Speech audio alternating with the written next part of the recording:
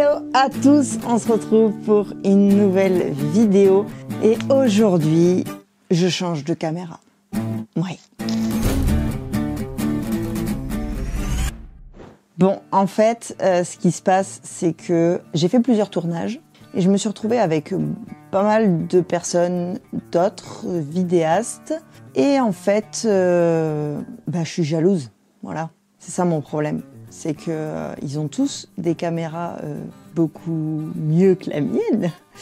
Alors, on va se dire que le matériel ne fait pas tout et c'est vrai, et je suis d'accord avec vous. Maintenant, mon Lumix m'a très bien servi. Il a été très loyal et je l'adore. Maintenant, il y a un seul truc qui m'embête et je vais vous expliquer ce que c'est. Mais avant ça, en fait, il se trouve que j'ai commandé mon nouveau boîtier et il se trouve qu'il arrive aujourd'hui. Ah, il est là. J'y vais.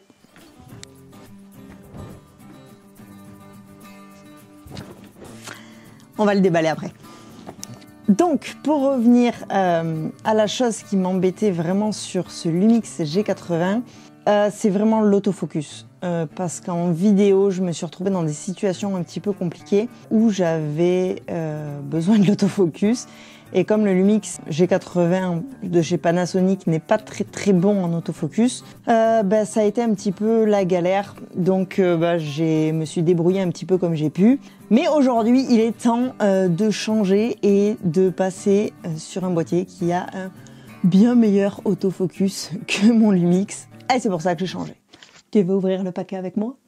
Je suis pressée, alors on va le faire de suite. C'est parti!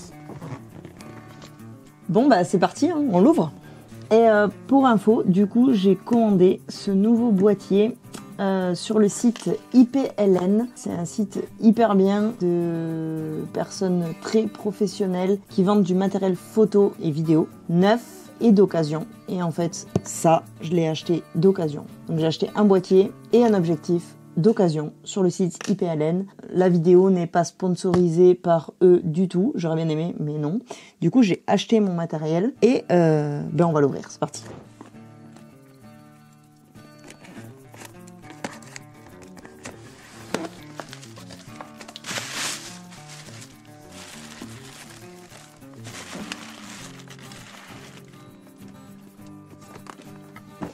Bon voilà, il est là. Je vais vous dire c'est quoi. Voilà, ça y est, c'est parti.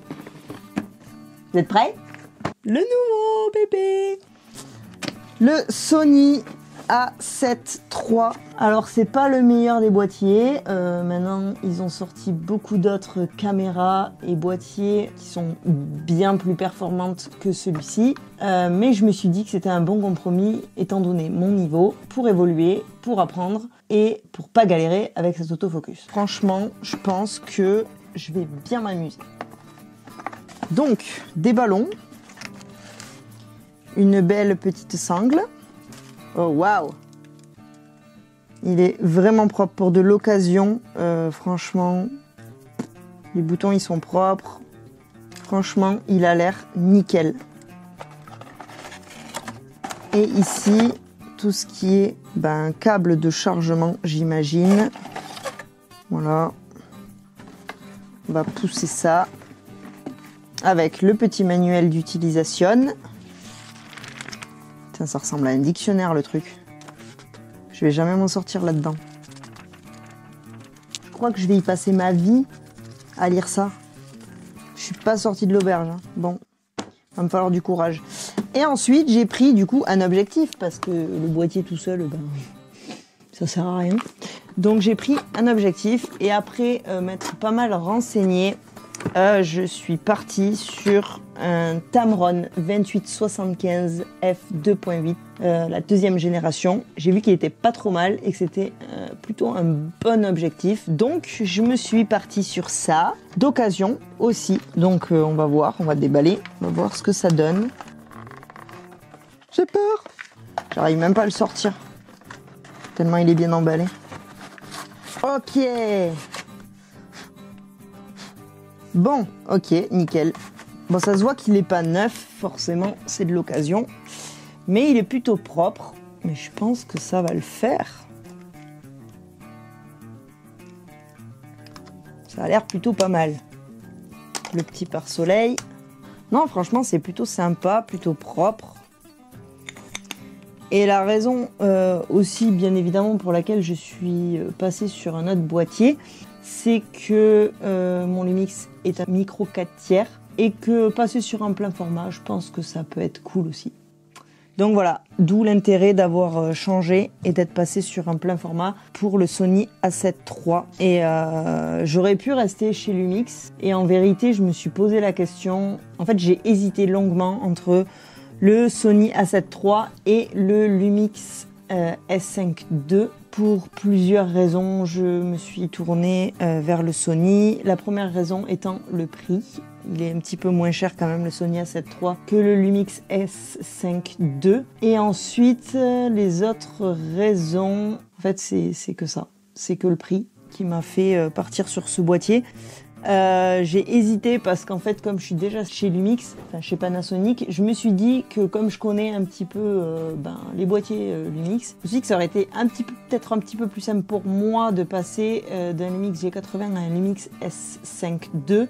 Je pense que les menus, les boutons, c'est assez ressemblant et je pense que j'aurais moins galéré. Là, je pense que je vais galérer. Je vais y passer un moment pour comprendre la bestiole et pour m'en sortir. Mais je suis motivée et je pense que ça va le faire. De toute façon, il n'y a pas le choix. Bon, ben voilà, je vous ai à peu près tout dit. J'ai changé d'appareil. Pour l'instant, je vais garder mon Lumix G80 le temps de m'y faire un petit peu. Et si je vois que ça marche bien et que je kiffe bien ce nouveau boîtier, je pense que je revendrai mon Lumix avec tout mon parc optique parce que c'est du micro 4 tiers et que tous mes objectifs ne vont pas me servir. Donc voilà pour la suite. Et je vous ferai... je vous montrerai potentiellement sur YouTube mes prochaines vidéos avec ce boîtier pour voir un petit peu comment il se débrouille. Je sais qu'il se débrouille bien puisque j'ai déjà vu un petit peu sur YouTube ses capacités, etc. Donc, je pense qu'on va s'amuser. Juste, je vais un peu moins m'amuser pour le prendre en main, je pense, mais ça devrait le faire. Voilà du coup pour cette vidéo. Merci d'avoir regardé. N'hésitez pas à vous abonner si ce genre de vidéo vous plaît. Et nous, on se retrouve pour une prochaine vidéo la semaine prochaine. La bise. Ciao!